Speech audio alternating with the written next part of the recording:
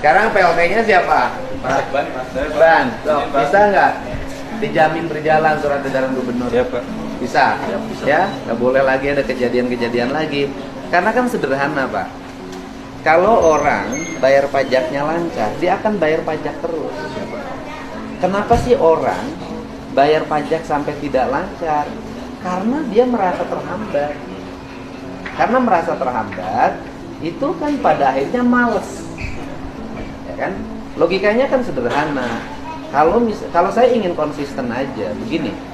Kalau memang harus pakai KTP pemilik pertama, maka yang KTP yang tidak bawa KTP pemilik pertama, ya jangan dilayani sampai kiamat. Ya kan? Akhirnya nggak bayar. Tapi jangan sampai ada kejadian satu sisi dibikin aturan bahwa harus pakai KTP pemilik pertama, tapi pada prakteknya masih bisa juga dilayani yang tidak punya KTP pemilik pertama. Ini kan persepsi publik ini udah orang di pikiran orang gitu loh. Kalau saya ingin konsisten aja, kalau nggak pakai KTP pertama, ya sudah dianggap mati saja. Yang tidak punya KTP pemilik pertama harus konsisten, gitu loh. Jangan satu sisi kita bikin aturan begini, tapi si lain yang ini bisa lolos, nggak boleh, gitu loh. Tapi kan kalau menurut saya, justru dengan kita terhambat di sini, numpuk sampai jutaan. Dengan numpuk sampai jutaan, apa dampaknya? Orang tidak bayar pajak, orang tidak bayar jasa harja. Nah setelah itu apa problemnya? Terjadi kecelakaan, mereka tanpa jasa harja. Apa dampaknya? Balik lagi ke Pemprov lagi.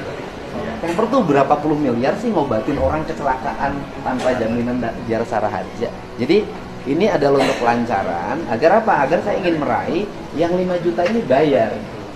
Kalau yang 5 juta bayar kan nanti pendapatan pemerintah menjadi meningkat.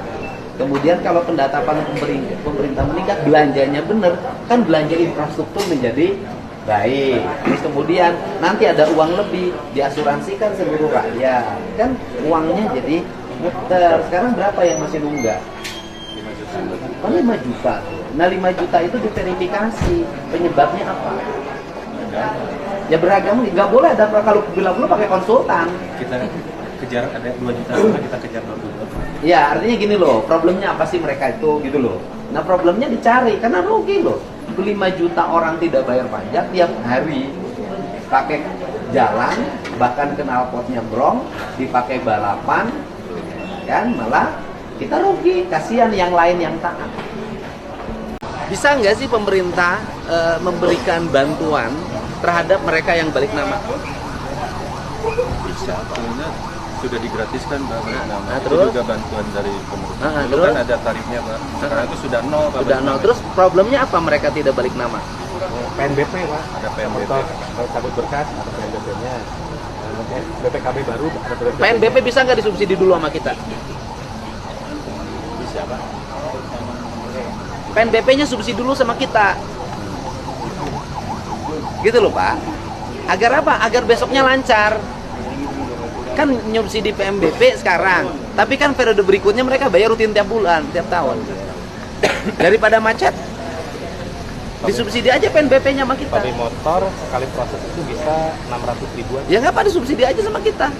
Kan nggak apa-apa dong kalau dalam ilmu ekonomi kan.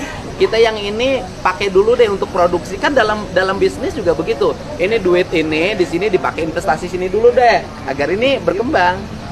Hitung aja kalau itu dibolehkan menurut undang-undang tidak melanggar aturan keuangan daerah, itu subsidi aja. So makanya saya nanya yang 5 juta ini apa yang mesti kita lakukan agar mereka bisa tertarik untuk bayar pajak. Kalau kita harus mengeluarkan subsidi misalnya dari 8 triliun, udah deh tahun ini kita korbanin 500 miliar untuk, kan bisa. PNBP ya Pak? Iya, disubsidi aja sama kita, PNBP. Itu subsidi aja. Subsidi aja. Yang penting ini kedorong. Jangan sampai rugi selamanya. Ya kan? Udah, disubsidi aja. Kalau itu dibolehkan, subsidi aja. Bikin lagi pengumuman. Itu yang mau balik nama, mutasi segala macam, pemerintah memberikan subsidi. Itu cara. Gitu bos. Ya Pak. Mohon nih Pak. Siap. Siap Pak. Nuhun. Siap. Nuhun. Siap.